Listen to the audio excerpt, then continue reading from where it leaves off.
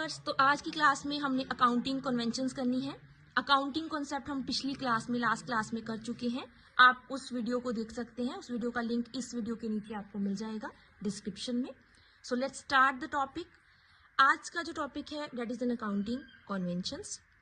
अगर मैं कन्वेंशंस की बात करूं तो कन्वेंशंस होते हैं एक तरीके की कस्टम्स, कुछ ऐसी चीज़ें, कुछ ऐसे लॉज जो सालों से यूज़ हो रहे थे, तो इसलिए हमने कॉन्टिन्यूसली उसको यूज़ कर रहे हैं, क्योंकि उससे यूज़ से हमारा जो अकाउंटिंग है और इम्प्रूव हो रहा है।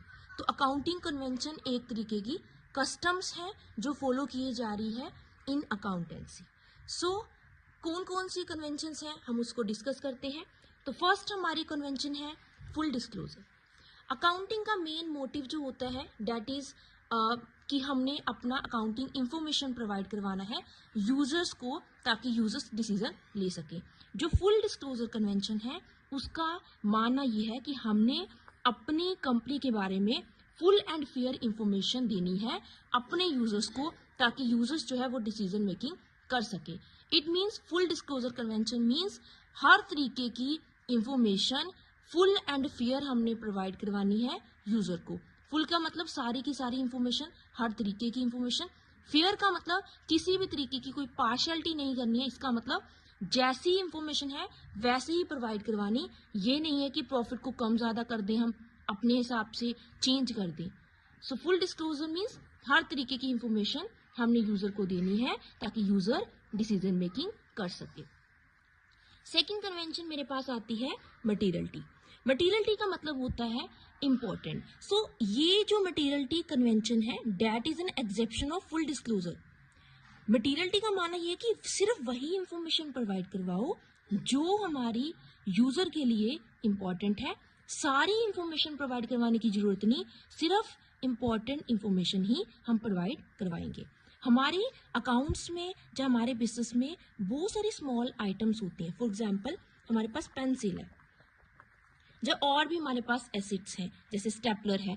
तो जरूरी नहीं है कि इन एसिड्स के बारे में हम इंफॉर्मेशन प्रोवाइड करवाएं, मींस अलग से हम डिस्क्लोज करें, क्योंकि इस तरीके से छोटे छोटे और बहुत सारे एसिड्स बन जाएंगे। और अगर हम हर एसिड पे डेप्रिसिएशन लगाएंगे तो वो काफ़ी ज़्यादा कॉम्प्लिकेटेड हो जाएगा। तो इसलिए हम जो ऐसे आइटम्स हैं, हम बोल सकते हैं स्मॉल आइटम्स हैं, उनको भी हम अलग से सेपरेटली डिस्क्लोज नहीं करेंगे। किसी भी एसिड्स की मटीरियलिटी को जज करने के लिए जो हमारा कंपनीज एक्ट 2013 है उसके पार्ट नंबर 2 के अकॉर्डिंगली एंड शेड्यूल नंबर 6 के अकॉर्डिंगली साइज अप्रोच को फॉलो किया जाता है। साइज अप्रोच का मानना ये है कि जो एसिड है अगर उसका टर्नओवर का 1% और 5000, उनमें से हम देखेंगे विच एवर इज हायर। अगर 5000 से ज़्यादा है एसिड तो उसको सेपरेटली ट्रीट किया जाएगा, मीन सेपरेटली डिस्क्लोज किया जाएगा, अदरवाइज नहीं किया जाएगा। सो नेक्स्ट कन्वेंशन है कंसिस्टेंसी। कंसिस्टेंसी का मतलब होता है कि हमने ये देखना है कि हमने जो अकाउंट्स में जो भी मेथड या रूल प्रिंसिपल फॉलो कर रहे हैं तो हमने ईयर टू ईयर वो सेम ही फॉलो करने हैं।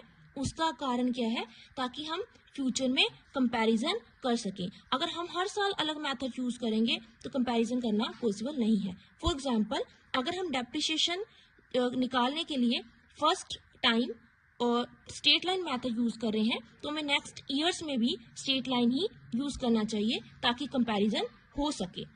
यहाँ पे मैंने एक लिखा है नोट रिजल्ट। नोट रिजल्ट का मतलब ये है कि जरूरी नहीं कि एक बार मैंने मेथड फॉलो कर लिया तो वही करूंगी। अगर मुझे उससे अच्छा कोई मेथड मिल रहा है जिसके रिजल्ट उससे अच्छे हैं तो मैं चेंज कर सकती हूँ, बट कोशिश ये करूंगी कि अगर एक बार मेथड ऑप्ट कर लिया है तो कंसिस्टेंटली अगले सालों में भी उसको फॉलो करूँ। नेक्स्ट हमारी कन्वेंशन है कंजर्वेटिज्म। कंजर्वेटिज्म सिंपल सी कन्वेंशन है जिसका मतलब है anticipate no profit and provide for all possible losses.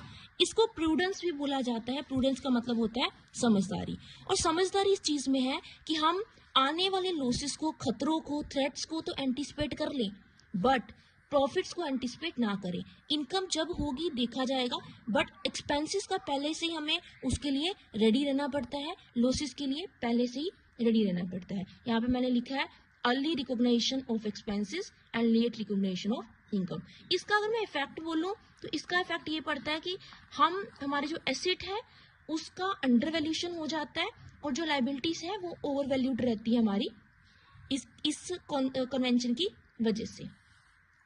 Next हमारा कन्वेंशन है ऑब्जेक्टिविटी।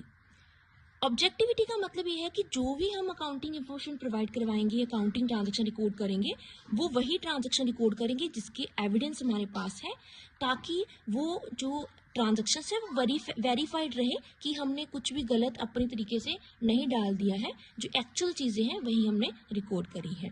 सेकेंड चीज़, हमने किसी भी तरीके की कोई पर्सनल वाइस नहीं करनी, जजमेंट नहीं करनी। हाँ, जजमेंट रिक्वायर्ड होती है अकाउंट्स में बहुत सारी जगह पे जब हमने मेथड सेलेक्ट करने हैं। जैसे फॉर एग्जांपल अगर हमने डेप्रिसिएशन का मेथड डिसाइड करना है कौन सा करें, तो जजमेंट वहाँ पे रिक्वायर्ड है। बट जजमेंट का मतलब ये नहीं है कि वहाँ पे हम बाइस करें।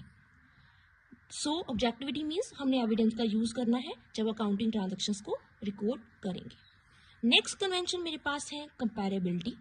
कंपैरेबिलिटी मीन्स जो हमारी अकाउंटिंग इंफॉर्मेशन है उसको हम कंपेयर कर सके, चाहे वो इंटर पीरियड हो, एक साल का डाटा दूसरे साल के साथ, या इंटर फॉर्म हो।